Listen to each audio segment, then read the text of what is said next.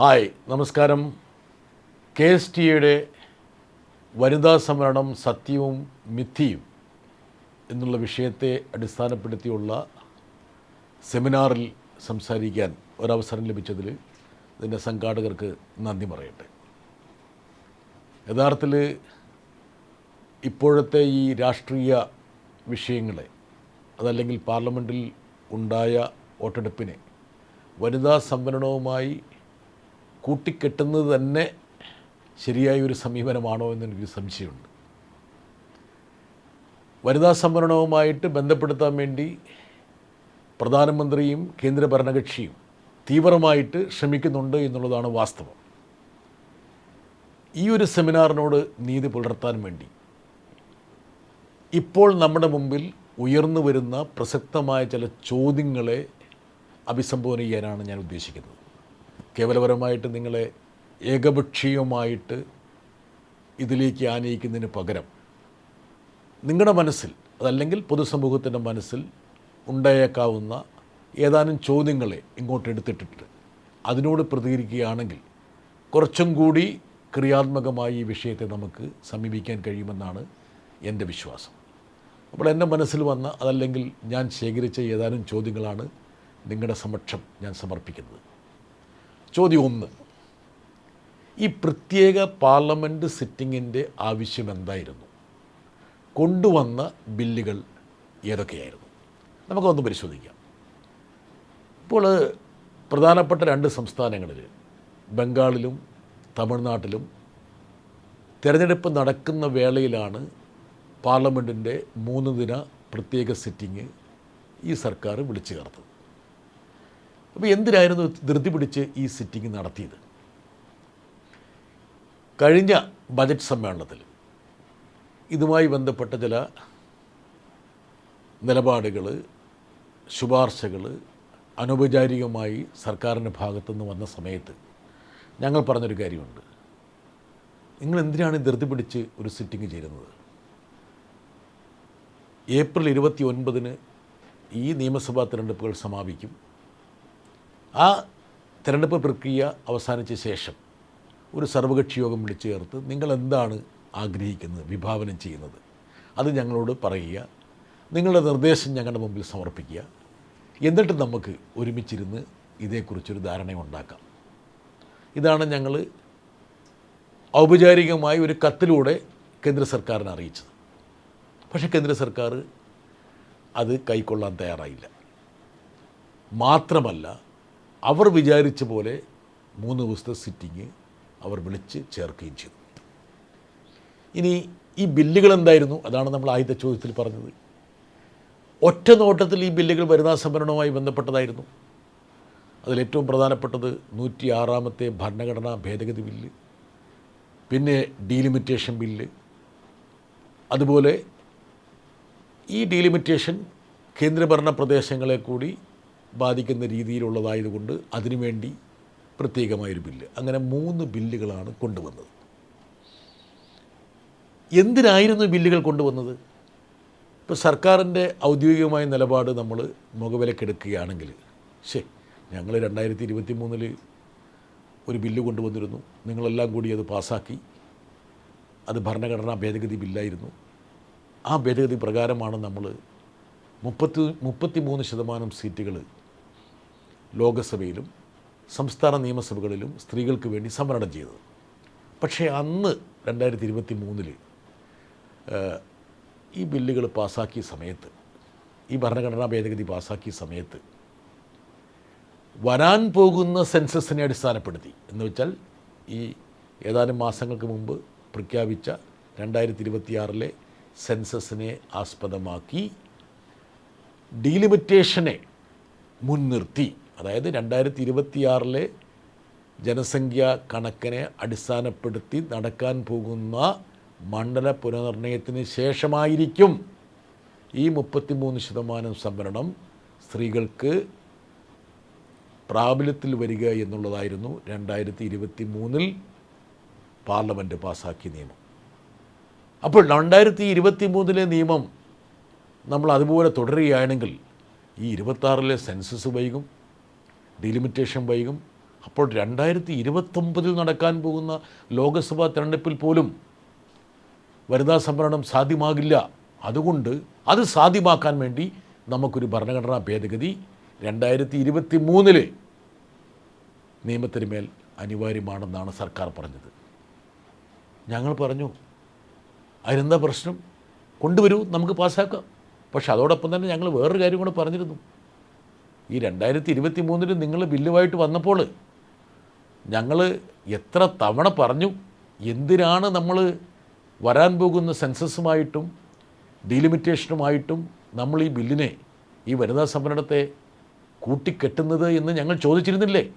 ഇപ്പം ഞാൻ തന്നെ വ്യക്തിപരമായിട്ട് രാജ്യസഭയിൽ ഭേദഗതി നിർദ്ദേശിച്ചിരുന്നു.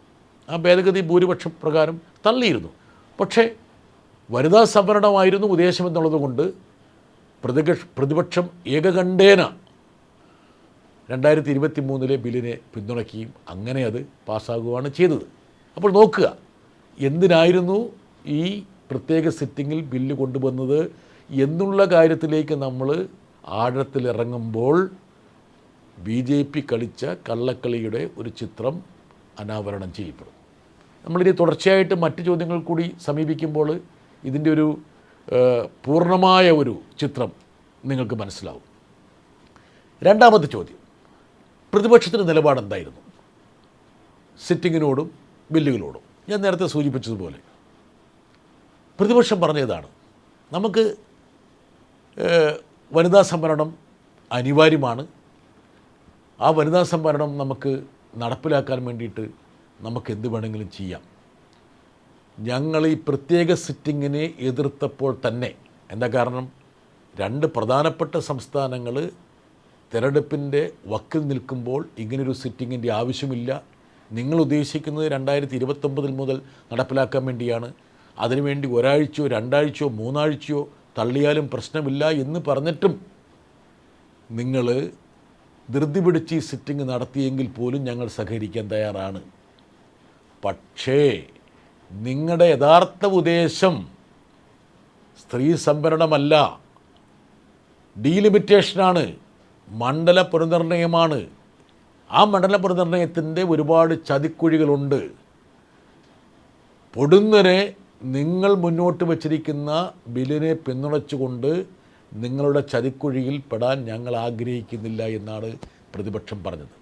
അതോടൊപ്പം തന്നെ പ്രതിപക്ഷം വ്യക്തമായി പറഞ്ഞൊരു കാര്യമുണ്ട്, 2023 നമ്മൾ നിയമം പാസ്സാക്കിയപ്പോൾ ആ നിയമം നിലവിലുള്ള ലോകസഭയുടെയും നിയമസഭകളുടെയും അംഗസംഖ്യയെ മുൻനിർത്തിയല്ലേ? അപ്പോൾ നിങ്ങൾ വിഭാവനം ചെയ്യുന്ന 850 അംഗ ലോകസഭയ്ക്ക് പകരം നിലവിലുള്ള 543 അംഗ ലോകസഭയിൽ 1/3 സീറ്റ് വനിതകൾക്ക് മാറ്റിവെക്കുന്ന തരത്തിലുള്ള ഒരു ഭേദഗതിയാണെങ്കിൽ ഞങ്ങളിപ്പോൾ അങ്ങോട്ട് പിന്തുണച്ചേക്കാം, ഇപ്പം പിന്തുണച്ചേക്കാം. മറിച്ച് നിങ്ങളൊരു ഡീലിമിറ്റേഷൻ കമ്മീഷനെ നിയമിക്കുന്നു. ആ ഡീലിമിറ്റേഷൻ കമ്മീഷൻ ഏകപക്ഷീയമായിട്ട് പെരുമാറാനുള്ള സാധ്യതയാണ് നിലവിലുള്ള രാഷ്ട്രീയ സാഹചര്യത്തിലുള്ളത്. അത് ഞങ്ങളുടെ അനുഭവം കൊണ്ടാണ് ഞങ്ങൾ പറഞ്ഞത്. അതുപോലെ നിങ്ങൾ 2011 സെൻസസ് പ്രകാരം 850 സീറ്റുകൾ ലോകസഭയിൽ ഉണ്ടാകണമെന്ന് നിങ്ങൾ പറയുകയും ചെയ്യുന്നു. ഇതൊരു ചതിക്കുഴിയാണ്. ആ ചതിക്കുഴിയിൽ ചാടാൻ ഞങ്ങൾ തയ്യാറല്ല എന്നാണ് പ്രതിപക്ഷം കൃത്യമായിട്ട് പാർലമെൻറ്റിൽ പറഞ്ഞത്. മൂന്നാമത്തെ ചോദ്യം, ഈ ബില്ലുകൾ പരാജയപ്പെട്ടപ്പോൾ പ്രധാനമന്ത്രി പറഞ്ഞൊരു കാര്യമുണ്ട്. അതാണ് മൂന്നാമത്തെ ചോദ്യം. സ്ത്രീ സമൂഹത്തോട് അനീതി കാട്ടി എന്ന പ്രധാനമന്ത്രിയുടെ ആരോപണം, അതിൻ്റെ നിജസ്ഥിതി എന്താണ്? ആരാണ് യഥാർത്ഥത്തിൽ അനീതി കാട്ടിയത്? 2023 നിങ്ങൾ നിയമങ്ങളുമായിട്ട് വന്നപ്പോൾ ഞങ്ങൾ പറഞ്ഞിരുന്നതല്ലേ, നിങ്ങളിത് വൈകിപ്പിക്കുന്നത് ശരിയല്ല. എത്രയോ കാലമായിട്ട് ഈ സ്ത്രീ സംവരണം എന്നുള്ളത് നമ്മുടെ പാർലമെൻറ്റ് ഡിബേറ്റ് ചെയ്തുകൊണ്ടിരിക്കുന്നതാണ്. 1996 ബില്ല് അവതരിപ്പിച്ചു, എത്രയോ തവണ ബില്ല് അവതരിപ്പിച്ചു. 2010 എനിക്ക് ഓർമ്മയുണ്ട്, രാജ്യസഭയിൽ ബൃന്ദ കാരാട്ടും BJPയുടെ സുഷമ സ്വരാജ് ഉൾപ്പെടെ നിരവധി വനിതാ നേതാക്കളുടെ ആഭിമുഖ്യത്തിൽ രാജ്യസഭ ആ ബില്ല് പാസ്സാക്കുകയും ചെയ്തതാണ്. അത് കഴിഞ്ഞ് 2023 2023 ഈ നിയമനിർമ്മാണം പാർലമെൻറ്റിൻ്റെ ഇരുസഭകളും പാസ്സാക്കിയത്. പക്ഷേ അതിനു മുമ്പ് 2014 തെരഞ്ഞെടുപ്പിന് മുമ്പ് പ്രകടനപത്രികയിൽ BJP വാഗ്ദാനം ചെയ്തതാണ്. 9 വർഷം ആ വാഗ്ദാനം പാലിക്കാതെ 2023 വരെ കാത്തിരുന്നിട്ടാണ് നിങ്ങൾ കൊണ്ടുവന്നത് ബില്ല്. കൊണ്ടുവന്നപ്പോഴെന്താ ചെയ്തത് നിങ്ങൾ? അതിനെ ഞാൻ നേരത്തെ സൂചിപ്പിച്ചതുപോലെ 2026 സെൻസസും അതിനുശേഷമുള്ള മണ്ഡല പുനർനിർണയവുമായി നിങ്ങൾ കൂട്ടിക്കെട്ടി. അപ്പോൾ ആരാണ് യഥാർത്ഥത്തിൽ നമ്മുടെ വനിതാ സമൂഹത്തോട് അനീതി ചെയ്തത്? അവിടെയാണ് യഥാർത്ഥത്തിൽ പ്രധാനമന്ത്രി പ്രതിക്കൂട്ടിലേറേണ്ടത്, BJP സർക്കാർ പ്രതിക്കൂട്ടിലേറേണ്ടത്. ഇനി നാലാമത്തൊരു ചോദ്യം, ഡീലിമിറ്റേഷൻ, മണ്ഡല പുനർനിർണയം എന്തുകൊണ്ട് നിർണായകമാകുന്നു? ഇതൊരു ക്യാച്ചാണ്. അതായത് ഒരു പക്ഷേ ഇതേക്കുറിച്ച് സാധാരണക്കാരായ പലർക്കും ഒരു ധാരണയില്ലാതാകുന്നുണ്ട്, അല്ലെങ്കിൽ ധാരണ ലഭിച്ചിട്ടില്ല, അല്ലെങ്കിൽ അവർക്കത് കൃത്യമായൊരു ചിത്രം കിട്ടിയിട്ടില്ല. ഞാനൊരു ചെറിയ ഒരു കണക്ക് പറയാം. 971 ഉത്തർപ്രദേശിൻ്റെ ജനസംഖ്യ 8.8 കോടി. കേരളത്തിൻ്റെ ജനസംഖ്യ 971 2.13 കോടി. 2011 എന്നുള്ള വർഷം എത്തിയപ്പോഴേക്കും ആ സെൻസസിൽ ഈ UPയുടെ ജനസംഖ്യ 8.8 എന്നുള്ളത് 20 കോടിയായി വർദ്ധിക്കുന്നു. എന്ന് വെച്ചാൽ 230% കണ്ട് വർധനവ്. കേരളത്തിൻ്റെ 71 2.13 ആയിരുന്നത് 2011 3.3% 3.34 കോടിയായി വർദ്ധിക്കുന്നു. എന്ന് വെച്ചാൽ 155%. എന്ന് വെച്ചാൽ കേരളത്തിൻ്റെ പോപ്പുലേഷൻ 71-നും 2011-നും ഇടയിൽ 155% വർദ്ധിച്ചപ്പോൾ ഉത്തർപ്രദേശിൻ്റേത് 230% വർദ്ധിച്ചു. ഇതാണ് യഥാർത്ഥത്തിൽ എല്ലാ സംസ്ഥാനങ്ങളിലും നടന്നത്. എന്നുവെച്ചാൽ ദക്ഷിണേന്ത്യയും ഉത്തരേന്ത്യയും തമ്മിലുള്ള ജനസംഖ്യാ വർധനവിൻ്റെ തോതിൽ വന്നിട്ടുള്ള വലിയൊരു മാറ്റത്തെ സൂചിപ്പിക്കുന്ന ഒരു സംഖ്യയാണിത്.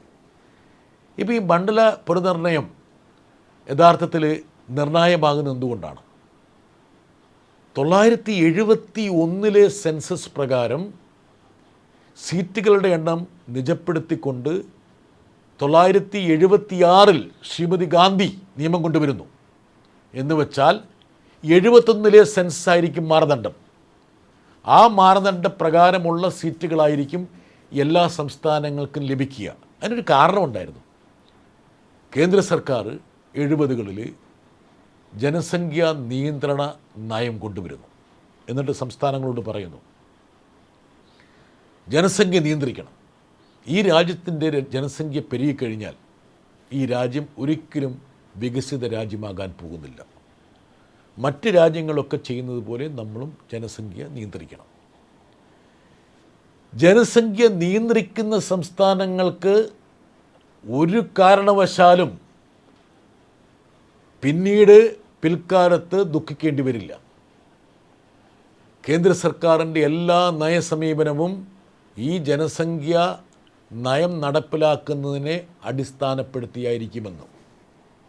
അങ്ങനെ കേരളം ഉൾപ്പെടെയുള്ള ദക്ഷിണേന്ത്യൻ സംസ്ഥാനങ്ങൾ വളരെ ആവേശത്തോടു കൂടി ജനസംഖ്യാ നിയന്ത്രണം യാഥാർത്ഥ്യമാക്കുന്നു. നമ്മുടെ ഇപ്പോൾ റീപ്ലേസ്മെൻറ്റ് ലെവല് യഥാർത്ഥത്തിൽ ഒരു ജനസംഖ്യ ഒരേപോലെ പോകണമെങ്കിൽ ഈ പറയുന്ന ജനന നിരക്ക് എന്ന് പറയുന്നത് 2.1 റീപ്ലേസ്മെൻറ്റ് ലെവൽ 2.1%. ദക്ഷിണേന്ത്യൻ സംസ്ഥാനങ്ങളിൽ ആ റീപ്ലേസ്മെൻറ്റ് ലെവലിനേക്കാളും താഴെയാണ്. പക്ഷേ ഉത്തർപ്രദേശ്, ബീഹാർ, മധ്യപ്രദേശ്, രാജസ്ഥാൻ, ഛത്തീസ്ഗഡ് ഈ സംസ്ഥാനങ്ങളൊക്കെ എന്ത് ചെയ്തു? അവർ ഒരു തരത്തിലും ജനസംഖ്യ നിയന്ത്രിച്ചില്ല. അപ്പോൾ അവരുടെ ജനസംഖ്യ കുതിച്ചുയർന്നു. ഞാൻ പറഞ്ഞല്ലോ, നമ്മുടെ 155% വർദ്ധിച്ചപ്പോൾ 1971-നും 2011-നും ഇടയിൽ വർദ്ധിച്ചപ്പോൾ ഉത്തർപ്രദേശിൻ്റെ അത് 230. ഇനി ഇപ്പം നോക്കുകയാണ് 2026 നോക്കുകയാണെങ്കിൽ നമ്മുടെ ജനസംഖ്യ 3.5 കോടിയായിരിക്കും. ഉത്തർപ്രദേശിൻ്റെ ജനസംഖ്യ 25 കോടിയാകും. അപ്പോൾ എത്ര ശതമാനത്തിൻ്റെ വർധനമായിരിക്കും? 300% വർധനമായിരിക്കും അവർക്കുണ്ടാകാൻ പോകുന്നത്. അപ്പോൾ എന്തുകൊണ്ടാണ് നിർണായകമാകുന്നത്? 971 എന്നുള്ള ബേസ് ഇയറിനെ ഈ സർക്കാർ, BJP സർക്കാർ 2011 പിടിച്ചിടുന്നു. ഇനി 2011 പ്രകാരമാണ് ഡീലിമിറ്റേഷൻ നടക്കുന്നതെങ്കിൽ വെച്ചാൽ 850 സീറ്റ് ഇങ്ങനെ ലോകസഭയിൽ ഇങ്ങനെ ഉണ്ടാകാൻ പോകുന്നു. ആ 880 സീറ്റിനെ 2011 ജനസംഖ്യ പ്രകാരം പിടിച്ചിടുകയാണെങ്കിൽ എന്തായിരിക്കും സംഭവിക്കുക? ഞാനിപ്പോൾ ഒരു ടേബിൾ നിങ്ങളുടെ മുമ്പിൽ സമർപ്പിക്കുക. അതായത് നമുക്ക് കേവലം 3 സീറ്റ് വർദ്ധിക്കും. 20 എന്നുള്ളത് 23 ആകും.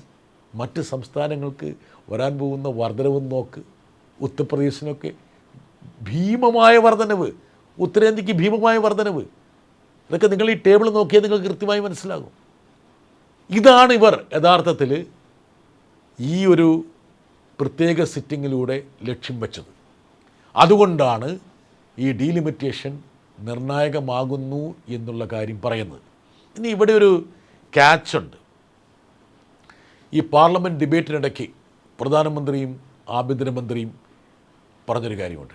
നിങ്ങൾ പേടിക്കേണ്ടെന്ന്, ഈ 850 എന്നുള്ളത് അതല്ലെങ്കിൽ നിയമസഭയിൽ വർദ്ധിക്കാൻ പോകുന്നത് ഞങ്ങളൊരു കാര്യം ചെയ്യാം, തുല്യ അനുപാത നിലയ്ക്ക് ഞങ്ങൾ വർദ്ധിപ്പിക്കാം. അതിനൊന്നൊരു വിലയില്ല. ഒരു മന്ത്രി സഭാതലത്തിൽ അല്ലെങ്കിൽ പുറത്ത് നൽകുന്ന വാഗ്ദാനങ്ങൾക്കൊന്നും ഒരു പ്രസക്തിയില്ല. അത് ഭരണഘടനാ നിയമത്തിൻ്റെ ഭാഗമായിരിക്കണം. ഒന്നും കൂടി നിങ്ങൾ ശ്രദ്ധിക്കണം. കേവലം ശ്രീമതി ഗാന്ധി മാത്രമല്ല നമ്മുടെ സീറ്റുകൾ മരവിപ്പിച്ചത്. 1976 2001 അടൽ ബിഹാരി വാജ്പേയി പ്രധാനമന്ത്രിയായിരിക്കുമ്പോൾ നമ്മുടെ ലോകസഭാ സീറ്റുകളും നിയമസഭാ സീറ്റുകളും 25 വർഷം ഒരിക്കൽ കൂടി വർദ്ധിപ്പിച്ചു, ഫ്രീസ് ചെയ്തു, മരവിപ്പിച്ചു. എന്തുകൊണ്ടാണ്? ഈ സീറ്റ് വർധനവ് ജനസംഖ്യാ അനുപാതമായി മാറ്റുന്നത് ജനസംഖ്യാ നിയന്ത്രണം നടപ്പിലാക്കിയ സംസ്ഥാനങ്ങളോടുള്ള ഒരു പാതകമാകും, അവർക്കുള്ള ശിക്ഷയാകുമെന്നുള്ള കണ്ടതുകൊണ്ടാണ് 2001 അടൽ ബിഹാരി വാജ്പേയിയുടെ കാലത്തും ഈ പറയുന്ന ഇന്ദിരാഗാന്ധി ചെയ്തതുപോലെ തന്നെ സീറ്റുകളുടെ എണ്ണം മരവിപ്പിച്ചത്. ആ മരവിപ്പ് 2026 വരെ തുടരണം. അത് എടുത്തു കളയാൻ വേണ്ടിയിട്ടാണ് ഇപ്പോൾ ഇവർ മണ്ഡല പുനർനിർണയവുമായിട്ട് വന്നത്. ഇനി ഇതിനിടയിൽ ചർച്ച ചെയ്യപ്പെടുന്നൊരു ചോദ്യമുണ്ട്. ഡീലിമിറ്റേഷനും ജെറിമാൻഡറിങ്, അത് നമ്മുടെ പ്രതിപക്ഷത്തിൻ്റെ പ്രതിപാദനങ്ങളിലൊക്കെ വന്നിട്ടുള്ള ഒരു സംഭവമാണ്. എന്താണ് ജെറിമാൻഡറിങ്?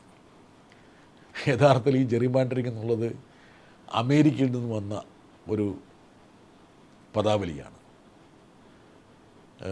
എൽബ്രിഡ്ജ് ജെറി എന്ന് പറയുന്ന മസാച്യുസെറ്റ്സിൻ്റെ ഗവർണർ 2 നൂറ്റാണ്ട് മുമ്പ് അദ്ദേഹം എന്ത് ചെയ്തു? അദ്ദേഹത്തിൻ്റെ കീഴിലുള്ള മസാച്യുസെറ്റ്സിലെ മണ്ഡലങ്ങളെ അദ്ദേഹം പുനർനിർണയം ചെയ്തു, ഡീലിമിറ്റേഷൻ ചെയ്തു. എങ്ങനെയാണെന്നറിയോ? അതൊരു നീർപ്പല്ലിയുടെ രൂപത്തിലാണ്, ഒരു ജലജീവിയുടെ രൂപത്തിലാണ് അദ്ദേഹം ജെറിമാൻഡർ ചെയ്ത്. എന്ന് വെച്ചാൽ ഒരു അന്തവും കുന്തവും ഇല്ലാത്ത രീതിയിൽ തൻ്റെ പാർട്ടിക്ക് ജയിക്കാൻ ഉതകുന്ന രീതിയിലുള്ള ഒരു ജെറിമാൻഡറിങ്. അതായത് ഒരു മണ്ഡലത്തിൻ്റെ രൂപം എന്ന് പറയുന്നത് ഒരു നീർപ്പല്ല് കണക്കെ ആക്കി വെച്ചു. അതായത് ഇപ്പോൾ ഉദാഹരണം പറഞ്ഞാൽ തൃശ്ശൂർ ലോക്സഭാ സീറ്റിൽ സുരേഷ് ഗോപി ജയിച്ചു. എന്തുകൊണ്ടാണ് ജയിച്ചത്? അതിലേറ്റവും പ്രധാനപ്പെട്ട നിദാനമായി പ്രവർത്തിച്ചത് ഒരു 75,000 പേരെ മറ്റ് സ്ഥലങ്ങളിൽ നിന്ന് കൊണ്ടുവന്നിട്ട് തൃശ്ശൂർ വോട്ടർമാരാക്കി മാറ്റി. അതായത് ഇപ്പോൾ BJPക്ക് ശക്തിയില്ലാത്ത ചില സ്ഥലങ്ങളിൽ നിന്ന്, ഇപ്പോൾ മലപ്പുറത്ത് ഏതെങ്കിലും മണ്ഡലത്തിൽ ഉണ്ടായിരുന്ന കുറേ BJPക്കാരോട് നിങ്ങളൊരു കാര്യം ചെയ്യും, നിങ്ങൾ ഇങ്ങോട്ട് മാറ് എന്ന് പറഞ്ഞ് മാറ്റി, അല്ലെങ്കിൽ മറ്റ് സ്ഥലങ്ങളിൽ നിന്ന് കൊണ്ടുവന്നിട്ട് ഇപ്പോൾ സുരേഷ് ഗോപി അദ്ദേഹത്തിൻ്റെ കുടുംബാംഗങ്ങൾ തന്നെ അവർ തിരുവനന്തപുരത്തെ സ്ഥിരം നിവാസികൾ വോട്ടർമാരുമാണ്. അവർ ഈ ലോക്സഭാ തിരഞ്ഞെടുപ്പിൽ അവരവിടെ പോയി വോട്ട് ചേർത്തു. അത് വേറൊരു രൂപത്തിൽ. ഇനി ജെറിമാൻഡറിങ് എന്നാണ് നിങ്ങൾക്ക് ശക്തിയുള്ള കേന്ദ്രങ്ങളെയൊക്കെ നിങ്ങളുടെ ഒരു തിരഞ്ഞെടുപ്പ് കണ്ട് ലാക്കാക്കിയിട്ട് ആ രൂപത്തിലേക്ക് മാറ്റിയെടുക്കുക. ഇപ്പോൾ ഇതിന് 2 ഉദാഹരണമുണ്ട്. ഇപ്പോൾ ജമ്മു ആൻഡ് കാശ്മീരിൽ ഇവർ ഡീലിമിറ്റേഷൻ നടത്തി. അവിടെ BJPക്ക് ഹിതകരമല്ലാത്ത കാശ്മീർ താഴ്വരയിൽ ആകെ വർദ്ധിച്ച സീറ്റിൻ്റെ എണ്ണം 1. BJPക്ക് ശക്തിയുള്ള ജമ്മുവിൽ വർദ്ധിച്ച സീറ്റുകളുടെ എണ്ണം 6. നോക്കുക. എന്ന് വെച്ചാൽ ആ സംസ്ഥാനത്തിൻ്റെ അധികാര സന്തുലിതാവസ്ഥയെ, രാഷ്ട്രീയ സന്തുലിതാവസ്ഥയെ തകിടം മറിക്കാൻ വേണ്ടിയിട്ട് അവർ ഈ ഡീലിമിറ്റേഷൻ ഒരു ജെറിമാൻഡറിങ്ങിൻ്റെ രൂപത്തിൽ ആക്കി. ഇനി അസമിലാണ് ഏറ്റവും പ്രധാനപ്പെട്ടത്. അസമിൽ കഴിഞ്ഞിടയ്ക്ക് ഇവർ ഡീലിമിറ്റേഷൻ നടത്തി. അത് അസമിൽ നടത്താൻ കാരണം മുമ്പുണ്ടായിരുന്ന ഡീലിമിറ്റേഷൻ അസമിൽ അന്നത്തെ ഈ തീവ്രവാദ പ്രവർത്തനങ്ങൾ കാരണം നടപ്പിലാക്കാൻ പറ്റാത്തതുകൊണ്ട് ഈ അടുത്ത കാലത്താണ് നടപ്പിലാക്കിയത്. നടപ്പിലാക്കിയപ്പോൾ എന്താ ചെയ്തത്? ചില മണ്ഡലമൊക്കെ ഒരു ഏകരൂപത്തിലല്ല, എന്ന് വെച്ചാൽ ബന്ധപ്പെട്ട് പോലും കിടക്കണമെന്നില്ല, തുരുത്തുകളാക്കി മാറ്റി. അതായത് പ്രതിപക്ഷത്തിന് ശക്തി ഉണ്ട് എന്ന് കരുതിയ പ്രദേശങ്ങളെയൊക്കെ താറുമാറാക്കി ആ രൂപത്തിൽ മാറ്റി മറിച്ചു. ഇതാണ് ജെറിമാൻഡറിങ്. അപ്പോൾ ഇവർ ഉദ്ദേശിക്കുന്നത് ഈ ബില്ലിലൂടെ ഡീലിമിറ്റേഷനാണ്. ആ ഡീലിമിറ്റേഷനിൽ ഇപ്പോൾ നമ്മുടെ മുഖ്യ തിരഞ്ഞെടുപ്പ് കമ്മീഷൻ ജ്ഞാനേഷ് കുമാറൊക്കെ ആയിരിക്കും ഡീലിമിറ്റേഷൻ കമ്മീഷൻ്റെ ഏറ്റവും പ്രധാനപ്പെട്ട അധികാര കേന്ദ്രം. അദ്ദേഹം എങ്ങനെയായിരിക്കും ചെയ്യാമെന്നറിയാലോ.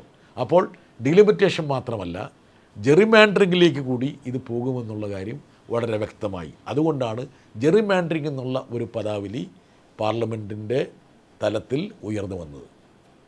ഇനി അടുത്ത ചോദ്യം, നാരി ശക്തി വന്ദൻ അധിനിയം, മിഥ്യയും യാഥാർത്ഥ്യം. ഇവിടെ ഇപ്പം BJP-ക്കാർ സംസാരിക്കുമ്പോൾ ഉപയോഗിക്കുന്നൊരു പദമാണ് നാരി. എന്താ കാരണം? ഇപ്പോൾ ഇവർ കൊണ്ടുവന്നിരിക്കുന്ന അല്ലെങ്കിൽ 2023 പാസ്സാക്കിയിട്ടുള്ള നിയമത്തിൻ്റെ പേര് നാരി ശക്തി വന്ദൻ അധിനിയം എന്നാണ്. ഒന്നാമത് ഇവരിപ്പം കൊണ്ടുവരുന്ന ബില്ലുകളൊന്നും നമുക്ക് മനസ്സിലാവില്ല, ദക്ഷിണേന്ത്യക്കാർക്ക്. ഹിന്ദിയും സംസ്കൃതവും കൂടെ കൂട്ടിയാണ്. പക്ഷേ ഏറ്റവും വലിയ വിരോധാഭാസം എന്ന് പറയുന്നത് ഈ നാരി ശക്തി വന്ദന അധിനിയം എന്നുള്ള നിയമമില്ല. നിയമപരമായിട്ടും സാങ്കേതികപരമായിട്ടും അങ്ങനെ ഒരു നിയമമില്ല. 106 ഭരണഘടനാ ഭേദഗതിയുള്ളൂ.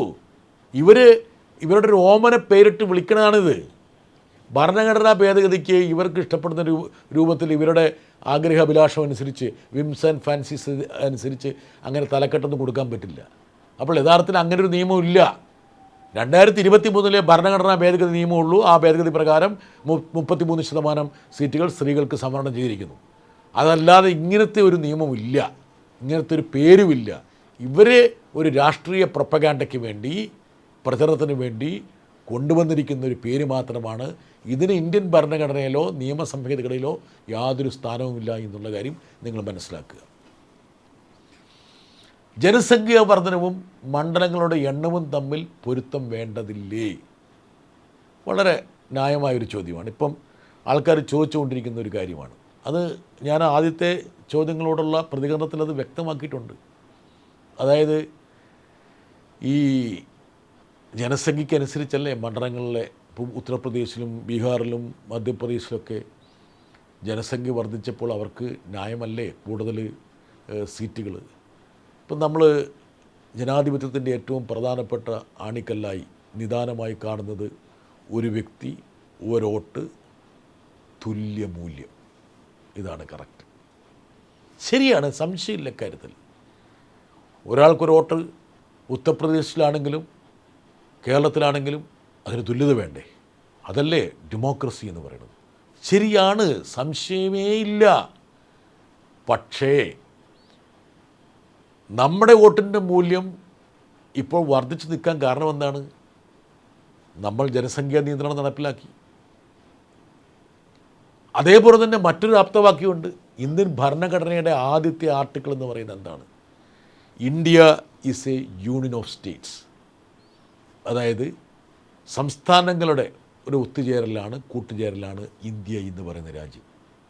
അപ്പോൾ ഏതെങ്കിലും ഒരു പ്രത്യേക ആപ്തവാക്യം മാത്രം എടുത്ത് വച്ചിട്ട് ഇന്നത്തെ രാഷ്ട്രീയ സാഹചര്യത്തെ നമുക്ക് സമീപിക്കാൻ പറ്റുമോ? ഇല്ല. നമ്മുടെ ഭരണഘടനയുടെ ആകെത്തുക എടുത്തു വച്ചിട്ട് വേണം നമ്മൾ ഇപ്പോഴത്തെ രാഷ്ട്രീയ സാഹചര്യത്തെ സമീപിക്കാൻ വേണ്ടി. ദേശീയ ജനസംഖ്യാ നയവും രാഷ്ട്രീയ പ്രാതിനിധ്യവും തമ്മിലുള്ള ബന്ധം വളരെ വ്യക്തമല്ലേ? ഞാൻ നേരത്തെ സൂചിപ്പിച്ചല്ലോ. അതായത് കേന്ദ്രം നമ്മളോട് പറയാണ് ജനസംഖ്യ നയം നടപ്പിലാക്കണം, ജനസംഖ്യ നിയന്ത്രിക്കണം, ഇതൊരു തരത്തിലും നിങ്ങളെ ദോഷകരമായി ബാധിക്കില്ല എന്ന് പറഞ്ഞിട്ട് പിന്നീട് പറയുകയാണ്, ഹേയ് നിങ്ങൾക്ക് വോട്ടർമാരുടെ എണ്ണം കുറഞ്ഞല്ലോ, ഉത്തരേന്ത്യയിലെ വോട്ടർമാരുടെ എണ്ണം കൂടിയല്ലോ. അതുകൊണ്ട് അവർക്കല്ലേ കൂടുതൽ പ്രാതിനിധ്യം ലഭിക്കേണ്ടത്. ഇപ്പോൾ ഓൾറെഡി എന്താ സംഭവിച്ചിരിക്കുന്നത്? സാമ്പത്തിക കാര്യങ്ങളിൽ ദക്ഷിണേന്ത്യ ഈ ജനസംഖ്യാ നിയന്ത്രണം നടപ്പിലാക്കിയതുകൊണ്ട് ശിക്ഷിക്കപ്പെട്ടുകൊണ്ടിരിക്കുകയാണ്. മാത്രമല്ല, കേന്ദ്രം വിഭാവനം ചെയ്ത പല ലക്ഷ്യങ്ങളും നമ്മൾ എത്തിപ്പിടിച്ചത് കൊണ്ട് തന്നെ കേന്ദ്രത്തിൻ്റെ ധനസഹായം ഗണ്യമായി കുറഞ്ഞിരിക്കുകയാണ്. ഇപ്പോൾ 80ഓളം കേന്ദ്രാവിഷ്കൃത പദ്ധതികളുണ്ട്, 81. ഇതിൽ പലതും നമുക്ക് പ്രയോജനകരമല്ല. ഇപ്പം PMC നിങ്ങളോട് പറയുകയാണ്, സ്കൂളുകൾ നിങ്ങൾക്കറിയാവുന്നൊരു മേഖലയായതുകൊണ്ട്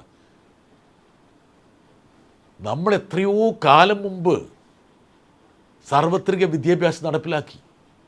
നമ്മുടെ സ്കൂളുകളുടെ ഗുണനിലവാരം നമ്മൾ ഗണ്യമായി ഉയർത്തി. ഇപ്പോൾ ഈ സ്കൂൾ വിദ്യാഭ്യാസത്തെ മെച്ചപ്പെടുത്താൻ വേണ്ടി കേന്ദ്രം കൊണ്ടുവരുന്ന പദ്ധതികളുടെ പ്രയോജനമൊന്നും നമുക്ക് ലഭിക്കുന്നില്ല. നമ്മൾ ആ ത്രഷോൾഡ് കഴിഞ്ഞ് നമ്മൾ മുമ്പോട്ട് പോയിരിക്കുന്നു. അപ്പോൾ ബീഹാറിലെയും ഉത്തർപ്രദേശിലെയും മാത്രം സാഹചര്യം നോക്കി ഇവർ കൊണ്ടുവരുന്ന പല കേന്ദ്രാവിഷ്കൃത പദ്ധതികളും കേരളം പോലെ അതല്ലെങ്കിൽ തമിഴ്നാട് പോലുള്ള സംസ്ഥാനങ്ങൾക്ക് ഹിതകരമല്ലാതെ വന്നിരിക്കുന്നു. സ്വാഭാവികമായിട്ടും ഈ കേന്ദ്രാവിഷ്കൃത പദ്ധതികളിലെ പണമൊന്നും നമുക്ക് കിട്ടുന്നില്ല. അതുകൂടാതെ തന്നെ ജനസംഖ്യ വെച്ചിട്ട് ഇവർ വിഭവങ്ങൾ വീതിച്ചു തുടങ്ങി. അപ്പോൾ രാഷ്ട്രീയ പ്രാതിനിധ്യത്തിൽ മാത്രമാണ് നമുക്ക് വലിയ ഇടിവ് സംഭവിക്കാത്തത്, മറിച്ച് സാമ്പത്തിക വീതം വെപ്പ്, റെപ്രസെൻറ്റേഷൻ്റെ കാര്യത്തിൽ ഇതിനകം തന്നെ ദക്ഷിണേന്ത്യ ഉത്തരേന്ത്യയുടെ കോളനിയായി കഴിഞ്ഞു. ഇപ്പോൾ എന്താണ് ദക്ഷിണേന്ത്യയുടെ ഒരു ചിത്രം? 18-19% ജനസംഖ്യയുള്ള ദക്ഷിണേന്ത്യ GDPക്ക് 35% സംഭാവന ചെയ്യുകയാണ്. നമ്മളിപ്പോൾ ഉദാഹരണം പറഞ്ഞാൽ ₹1 കേന്ദ്രത്തിലേക്ക് നികുതിയായിട്ട് കൊടുക്കുമ്പോൾ എക്സൈസും GSTയും ഇൻകം ടാക്സും കോർപ്പറേറ്റ് ടാക്സൊക്കെ ആയിട്ട് കൊടുക്കുമ്പോൾ നമുക്ക് തിരിച്ചു കിട്ടുന്നത് 24-25 പൈസ മാത്രമാണ്. അതേസമയം ഉത്തർപ്രദേശിലേക്ക് നോക്കുക, അവിടെ അവർ ₹1 കൊടുക്കുമ്പോൾ 1.70 കൊടുക്കും, അല്ലെങ്കിൽ ₹2 കൊടുക്കും. ഇപ്പോൾ തന്നെ നമ്മളൊരു കോളനി ആയിക്കഴിഞ്ഞു. ഈ സാമ്പത്തികമായ മാനദണ്ഡം വെച്ച് നോക്കുമ്പോൾ ഒരു കോളനിയായ ദക്ഷിണേന്ത്യയെ ഉത്തരേന്ത്യയുടെ ഒരു സാമന്ത പ്രദേശമാക്കി മാറ്റാൻ വേണ്ടിയാണ് ഈ ജനസംഖ്യാ കണക്കിലുള്ള രാഷ്ട്രീയ പ്രാതിനിധ്യം ഇപ്പോൾ എടുത്തു കാട്ടുന്നത്. അടുത്ത ചോദ്യം, എന്തുകൊണ്ട് ലോകസഭയുടെ അംഗസംഖ്യ 850 എന്ന് BJP കുറിച്ചു? വളരെ പ്രസക്തമാണ്. ഈ 850 എന്ത് സാങ്ക്ടിറ്റിയാണ് ഉള്ളത്? ഇപ്പോൾ ഇവർ നടത്തിയ പ്രഖ്യാപനങ്ങളിലെ പൊള്ളത്തരം ഞാൻ ഒന്നൊന്നായിട്ട് പറഞ്ഞുതരാം. 1, 543 850 ആക്കണമെന്ന് ഇവരോട് ആരെങ്കിലും പറഞ്ഞിരുന്നു? ഏതെങ്കിലും വിദഗ്ധ സംഘം പറഞ്ഞിരുന്നു? എന്തെങ്കിലും ചർച്ച ഇത് സംബന്ധിച്ച് പ്രതിപക്ഷമായി നടത്തിയിരുന്നു? സുപ്രീം കോടതി നിയമിച്ച ഏതെങ്കിലും ഒരു സമിതി ഇതേക്കുറിച്ച് സൂക്ഷ്മമായിട്ട് വിലയിരുത്തിയിട്ടുണ്ടോ? പാർലമെൻറ്റിൻ്റെ ഏതെങ്കിലും സ്റ്റാൻഡിംഗ് കമ്മിറ്റിയോ സെനറ്റ് കമ്മിറ്റിയോ ഇതേക്കുറിച്ച് വല്ല ശുപാർശ ചെയ്തിട്ടുണ്ടോ? ഈ 850 എന്നുള്ള സംഖ്യ എവിടെ നിന്ന് വന്നു? ഒറ്റ കാര്യമുള്ളൂ, BJPയുടെ ഗൂഢപദ്ധതിയാണ്.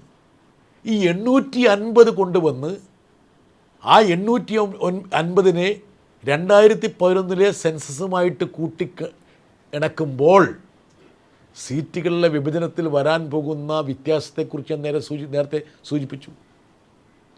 അപ്പോഴാണ് ഇവർ പാർലമെൻറ്റിൽ നേരത്തെ പറഞ്ഞല്ലോ, അനുപാതപ്രകാരം ഞങ്ങൾ വർദ്ധിപ്പിക്കാമെന്ന്. അതിന് യാതൊരു ഇപ്പം അമിത്ഷയുടെ പ്രസംഗം നടന്നുകൊണ്ടിരിക്കുമ്പോൾ അമിത്ഷാ പറഞ്ഞൊരു കാര്യമുണ്ട്, 1 മണിക്കൂർ എനിക്ക് തരൂ, ഞാൻ ഭരണഘടനാ ഭേദഗതി കൊണ്ടുവരാം. ഭരണഘടനാ ഭേദഗതി എന്നല്ല പറഞ്ഞ്, ഞാൻ അമെൻഡ്മെൻറ്റ് കൊണ്ടുവരാം. എന്തിനാണ്? ഈ 850 എന്നുള്ളത് ഇപ്പോഴുള്ള അനുപാത കണക്കിന്, അനുപാത കണക്ക് ഞാൻ നിങ്ങളുടെ അറിവിലേക്ക് പറയാം. അതായത് 850-നെ അനുപാതത്തിൻ്റെ കണക്കിൽ പിടിച്ചിട്ടെന്ന് വെച്ചു. അപ്പോൾ 20 ലോക്സഭാ സീറ്റുള്ള കേരളത്തിൽ അത് 31 ആകും. UPക്ക് 80 സീറ്റുള്ളത് അനുപാത കണക്കിൽ അത് വേറൊരു സംഖ്യ, വലിയൊരു സംഖ്യയായിട്ട് വരും. പക്ഷേ ഈ അമിത്ഷയുടെ വാക്കുകൾക്ക് എന്ത് നിയമപരമായിട്ടുള്ള പരിരക്ഷ? ഒന്നുമില്ല, അദ്ദേഹത്തിൻ്റെ വാക്ക് മാത്രമാണ്. ഇപ്പോൾ ഈ ഒരു ഗ്രാഫിക്സ് നിങ്ങൾ ശ്രദ്ധിക്കുക, ഇങ്ങനെ വരുമ്പോൾ എന്താണ് സംഭവിക്കുക. പക്ഷേ ഇങ്ങനെ വന്നാൽ തന്നെ നമ്മൾ അംഗീകരിച്ചു കൊടുക്കേണ്ട കാര്യമുണ്ടോ? ഇതിനകത്ത് ചതിക്കുഴികൾ ഒരുപാട് ഉണ്ട്. അത് ഞാൻ പറയാൻ പോകുന്നത് വെച്ചാൽ, ലോകസഭ ഇപ്പോൾ 543 അംഗ ലോകസഭയാണ്. ഈ 543 അംഗ ലോകസഭയ്ക്ക് ഇപ്പോൾ തന്നെ മികവോടെ പ്രവർത്തിക്കാൻ ഒരുപാട് തടസ്സങ്ങളുണ്ട്. ഇപ്പോൾ ലോകസഭ സിറ്റിങ്സ് ഗണ്യമായി, പാർലമെൻറ്റിൻ്റെ രാജ്യസഭയുടെയും ലോക്സഭയുടെയും സിറ്റിങ് 60കളിലും 70കളിലൊക്കെ തുടക്കത്തിൽ ഒരു വർഷത്തിൽ 120 ദിവസം വരെയൊക്കെ ഉണ്ടായിരുന്നു. 120 ദിവസം വരെയൊക്കെ പാർലമെൻറ്റ് സമ്മേളിക്കുമായിരുന്നു. ഇന്നത് 60-65 ദിവസമായിട്ട് 60-62 ദിവസം 55ഒക്കെ ആയിട്ട് കുറഞ്ഞിരിക്കുന്നു. അപ്പം ഈ സിറ്റിങ്സിൻ്റെ എണ്ണം കുറഞ്ഞു വരികയും എം പിമാരുടെ എണ്ണം വർദ്ധിക്കുകയും ചെയ്യുമ്പോൾ ഇപ്പോഴുള്ള ലോകസഭയുടെ, പാർലമെൻറ്റിൻ്റെ അല്ലെങ്കിൽ നിയമസഭകളുടെ എഫിഷ്യൻസി ഗണ്യമായി ചോർന്നു പോകും. മാത്രമല്ല, തങ്ങളുടെ രാഷ്ട്രീയ തട്ടകമായിട്ടുള്ള ഉത്തരേന്ത്യയിൽ നിന്നുള്ള എം പിമാരുടെ ആ നമ്പർ വച്ചിട്ട് ഇവർക്ക് ഭരണം പിടിക്കാൻ പറ്റും. പലരും ഈ അനുപാത കണക്കിൽ വന്ന് വീഴാറുണ്ട്. അപ്പോൾ അതിലേക്ക് ഞാൻ കാര്യം പറയാം. സംസ്ഥാനങ്ങൾക്ക് തുല്യ അനുപാതത്തിൽ വർധനവ് ആകാമെന്ന നിർദ്ദേശം എന്തുകൊണ്ട് സ്വീകരിച്ചില്ല എന്നുള്ളൊരു ചോദ്യമാണ് ഉയരുന്നത്. ഞാൻ ഒരുപക്ഷെ ഇതിന് മുമ്പുള്ള ചോദ്യത്തോട് പ്രതികരിച്ചുകൊണ്ട് തന്നെ അതിൻ്റെ ബാക്കിയായിട്ട് ഞാൻ ഇതിലേക്ക് വരാം. ഇത് പ്രതികരിക്കാത്തതിൻ്റെ കാരണം എന്താണ്? ഒന്ന്, ഞാൻ നേരത്തെ സൂചിപ്പിച്ചതുപോലെ ഇതിന് യാതൊരു നിയമപരമായിട്ടുള്ള അടിത്തറയുമില്ല. എന്താണ് ഇന്ത്യൻ ഭരണഘടന പറഞ്ഞിരിക്കുന്നത്? 81-ലൊക്കെ 81, 82 പറഞ്ഞിരിക്കുന്നത് എന്താണ്? ജനസംഖ്യയുമായി ബന്ധപ്പെട്ടായിരിക്കണമെന്നാണ് പറഞ്ഞിരിക്കുന്നത്. ഇനി അതല്ല, തുല്യ അനുപാതമായിരിക്കുമെന്ന് നിങ്ങൾ പറഞ്ഞാൽ മാത്രം പോരാ, അത് ഭരണഘടനാ ഭേദഗതിയായിട്ട് വരണം. ഇനി തുല്യ അനുപാതമാണെങ്കിൽ തന്നെ അതിൽ ചതിക്കുഴിയുണ്ട്. എന്താ കാരണം? രാഷ്ട്രീയത്തിൽ പവർ, അധികാരം, സർക്കാർ അല്ലെങ്കിൽ ഭരണകക്ഷി എന്നൊക്കെയുള്ള സംജ്ഞകളിലേക്ക് എത്തുന്ന കാര്യത്തിൽ നിർണായകമാകുന്നത് അനുപാതവും ശതമാനവുമല്ല, സംഖ്യയാണ്. സംഖ്യ എന്ന് വെച്ചാൽ മനസ്സിലായോ? ആബ്സലൂട്ട് നമ്പർ ആർക്കാണുള്ളത്? ഈ പറയുന്ന ആബ്സലൂട്ട് നമ്പർ വരുമ്പോൾ നമുക്ക് അനുപാതപ്രകാരം വർധന വന്നിട്ട് കാര്യമില്ല. ഇപ്പോൾ കേരളത്തിന് ഈ പറയുന്ന 20 എന്നുള്ളത് 31 ആകുമ്പോൾ ഉത്തർപ്രദേശിന് 80 എന്നുള്ളത് 120 ആയില്ലേ? അപ്പോൾ അവിടെ നമ്പറല്ലേ, നമ്പർ ഗെയിമിൽ ഉത്തരേന്ത്യ വിജയിച്ചില്ലേ? അപ്പോൾ ശതമാനക്കണക്കിൽ നിങ്ങളുണ്ടാകാം, പക്ഷേ ഈ പറയുന്ന പോലെ സംഖ്യ മുകളിലേക്ക് ഉയർത്തി സംഖ്യയുടെ കാര്യത്തിൽ വലിയൊരു മൃഗീയമായ ഭൂരിപക്ഷം ഉത്തരേന്ത്യൻ സംസ്ഥാനങ്ങളിൽ നിന്ന് അവർക്ക് ലഭിച്ചു കഴിയുമ്പോൾ അതിനാണ് പ്രസക്തി. അതാണ് സർക്കാർ ആരാണെന്ന് നിർണ്ണയിക്കുന്നത്, നിശ്ചയിക്കുന്നത്. അപ്പോൾ അതുകൊണ്ട് തന്നെ ഇനി അനുപാതം നമ്മൾ അംഗീകരിച്ചാൽ തന്നെ, അനുപാതം അംഗീകരിച്ചിട്ട് കാര്യമില്ലെന്ന കാരണം വെച്ചാൽ അനുപാതത്തിന് ഉപോത്ബലകമായിട്ടുള്ള ഒരു ഭരണഘടനാ ഭേദഗതിയും ഇവർ നിർദ്ദേശിച്ചിരുന്നില്ല എന്നുള്ള കാര്യം നമ്മൾ മനസ്സിലാക്കുക. അടുത്ത ചോദ്യം, ഇപ്പോൾ എല്ലാവരും പല കോളമിസ്റ്റുകളും സർക്കാരിനെ പിന്തുണയ്ക്കുന്ന ആൾക്കാർ പറഞ്ഞൊരു കാര്യമുണ്ട്, no taxation without representation. American സ്വാതന്ത്ര്യ പ്രക്ഷോഭത്തിൽ ഉയർന്ന ആ മുദ്രാവാക്യത്തിൻ്റെ പ്രസക്തിയും കാലിക ഇന്ത്യൻ രാഷ്ട്രീയം കറക്റ്റാണ്. അപ്പോൾ ഇവരിപ്പോൾ പറയുന്ന കാര്യം എന്ന് വെച്ചാൽ ജനസംഖ്യയെ അനുസരിച്ചുള്ള ഒരു റെപ്രസെൻറ്റേഷൻ വേണ്ടേ? അപ്പോൾ അതുകൊണ്ട് ഉത്തരേന്ത്യയിലെയും അതുപോലെ തന്നെ ആ മേഖലയിലുള്ള ജനങ്ങൾക്ക് ഒരു എതിർപ്പ് സ്വാഭാവികമല്ലേ എന്നൊക്കെ ന്യായമായിട്ട് ചോദിക്കുന്ന ആൾക്കാരുണ്ട്. ഒരു സംശയവും അക്കാര്യത്തിലില്ല. പക്ഷേ ഈ റെപ്രസെൻറ്റേഷൻ എന്ന് പറയുന്നത് എം പിമാരുടെ എം എൽ എമാരുടെ എണ്ണത്തിൽ മാത്രമാണോ? എം പിമാരും എം എൽ എമാരും മാത്രം മതിയോ റെപ്രസെൻറ്റേഷനിൽ ഒരു നിദാനമാകുന്നത്? ഇപ്പോൾ നമ്മുടെ ഗവൺമെൻറ്റിനെ എടുത്തു കഴിഞ്ഞാൽ, അല്ലെങ്കിൽ നമ്മുടെ ഭരണ സംവിധാനം എടുക്കുക, ഈ ഭരണഘടന വിഭാവനം ചെയ്യുന്ന നമ്മുടെ ഗവർണൻസിൻ്റെ നെടുന്തൂണുകളിൽ എന്തൊക്കെയാണ്? ഒന്ന് എക്സിക്യൂട്ടീവ്, അത് ഗവൺമെൻറ്റാണ്. 2 പാർലമെൻറ്റ്, അത് ലെജിസ്ലേച്ചർ. 3 ജുഡീഷ്യറി. നാലാമത്തെ നെടുന്നുകൊണ്ട് മീഡിയ, അതിനെ നമുക്ക് തൽക്കാലം വിടാം. ഇത് എം പിമാരുടെ എം എൽ എമാരുടെ എണ്ണത്തിൽ മാത്രം മതിയോ ഈ പ്രാതിനിധ്യം എന്ന് പറയുന്നത്? ഇപ്പോൾ കേന്ദ്ര സർക്കാരിൽ 72 മന്ത്രിമാരുണ്ട്. ആ മന്ത്രിമാരിൽ എത്ര പേരാണ് ന്യൂനപക്ഷങ്ങൾ എന്നുള്ളവർ? ഇപ്പോൾ ഇന്ത്യയിൽ 20 കോടി വരുന്ന മുസ്ലിങ്ങളുണ്ട്. അവർക്ക് കേന്ദ്ര സർക്കാരിൽ പ്രാതിനിധ്യം പോലുമില്ല. ഇപ്പോൾ ഇവർ വലിയ വർത്തമാനം പറയുന്നുണ്ടല്ലോ, 10% പോലും സ്ത്രീകൾക്ക് കേന്ദ്രമന്ത്രിസഭയിൽ പ്രാതിനിധ്യമില്ല. അവർക്കൊന്നുകൊണ്ട് അത് വർദ്ധിപ്പിച്ചുകൂടാ? അപ്പോൾ പ്രാതിനിധ്യം എന്ന് പറയുന്നത് കേവലം എം എൽ എമാരുടെയും എം പിമാരുടെയും വോട്ടിൽ മാത്രമല്ല, മറിച്ച് ഈ ഭരണ സംവിധാനത്തിൻ്റെ അല്ലെങ്കിൽ ഭരണഘടന വിഭാവനം ചെയ്യുന്ന പാർലമെൻ്ററി സമ്പ്രദായത്തിൻ്റെ എല്ലാ നെടുന്തൂണുകളിലും അത് പ്രതിഫലിച്ചിരിക്കണം. ഇപ്പോൾ സുപ്രീം കോടതിയിൽ പിന്നോക്കക്കാരായിട്ടുള്ള എത്ര പേരുള്ളത്? ഇനി ഒന്നും വേണ്ട, പെർമനൻ്റ് എക്സിക്യൂട്ടീവ് എന്നുള്ള നമ്മുടെ ബ്യൂറോക്രസിയിൽ എന്ത് പ്രാതിനിധ്യമുള്ളത്? മണ്ഡല കമ്മീഷൻ സംവരണം ഏർപ്പെടുത്തിയിട്ട് പോലും IAS IPS ഉദ്യോഗസ്ഥന്മാരിൽ എത്ര പേരാണ് പിന്നോക്കക്കാരുള്ളത്? എത്ര പേരാണ് മുസ്ലിങ്ങളായിട്ടുള്ളത്? ഇല്ല.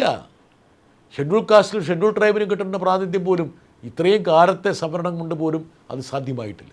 അതുകൊണ്ട് പ്രാതിനിധ്യം എന്ന് പറയുമ്പോൾ അത് എല്ലാ തലങ്ങളിലും പ്രതിഫലിക്കേണ്ട ഒന്നാണെന്നുള്ള കാര്യം നമ്മൾ മനസ്സിലാക്കണം. ലോകസഭ രാജ്യസഭ സന്തുലിതാവസ്ഥ, അതുപോലെ മിനിമം ഗവൺമെൻറ് മാക്സിമം ഗവർണൻസ്, ഇതാണ് അടുത്ത ഒരു ചോദ്യം. ഇത് ചോദ്യമല്ല, യഥാർത്ഥത്തിൽ നമ്മളെ ചിന്തിപ്പിക്കേണ്ട ഒരു പോയിൻ്റാണ്. ശരിയാണ്, ലോകസഭയുടെ അംഗസംഖ്യ ഗണ്യമായി വർദ്ധിക്കുന്നു. രാജ്യസഭയുടെ അംഗസംഖ്യ ഇപ്പോഴുള്ള 243 242 നിൽക്കുന്നു. ലോകസഭയും രാജ്യസഭയും തമ്മിലൊരു ഡെഡ് ലോക്ക് ഉണ്ടായാൽ, ഒരു നിയമം ലോകസഭയിൽ പാസ്സാക്കുന്നു, അത് രാജ്യസഭയിൽ പാസ്സാക്കപ്പെടുന്നില്ല എങ്കിൽ ഭരണഘടനയിലൊരു വ്യവസ്ഥയുണ്ട്. ആ വ്യവസ്ഥ പ്രകാരം സംയുക്ത സമ്മേളനം വിളിക്കാം. ആ സംയുക്ത സമ്മേളനം വിളിച്ചിട്ട് ആർക്കാണ് ഭൂരിപക്ഷം കിട്ടുന്നത് അവർക്ക് ആ നിയമം പാസ്സാക്കും. പലതവണ അങ്ങനെ ചെയ്തിട്ടുണ്ട്, 3-4 തവണ. ഇനി ലോകസഭയുടെ അംഗസംഖ്യ ഗണ്യമായി വർദ്ധിച്ചു കഴിഞ്ഞാൽ പിന്നെ ഒരു ജോയിൻറ്റ് സമ്മേളനത്തിന് പ്രസക്തിയുണ്ടോ? ലോകസഭ പാസ്സാക്കുന്നതിനല്ലേ പിന്നീട് ഈ ജോയിൻറ്റ് സമ്മേളനത്തിലും പാസ്സാക്കപ്പെടുകയുള്ളൂ. ആ റേഷ്യോയിൽ വലിയ വ്യത്യാസം വരില്ലേ? അപ്പോൾ എന്തിനാണ് നമ്മൾ രാജ്യസഭ വെച്ചത്? ഹേസ്റ്റി ആയിട്ടുള്ള, തിരക്ക് പിടിച്ച്, ഒരു വൈകാരികത സൃഷ്ടിച്ച് ഒരു തെരഞ്ഞെടുപ്പിൽ വിജയം കാണുന്ന ഒരു രാഷ്ട്രീയ പാർട്ടിക്ക് ഉഴുതുമറിക്കാനുള്ള ഒരു തട്ടകമായി നിയമനിർമ്മാണം മാറാൻ പാടില്ല എന്നുള്ളതുകൊണ്ടാണ് ബൈക്യാമറൽ പാർലമെൻറ്റ് നമ്മുടെ ഭരണഘടനാ ശില്പികൾ വിഭാവനം ചെയ്തത്.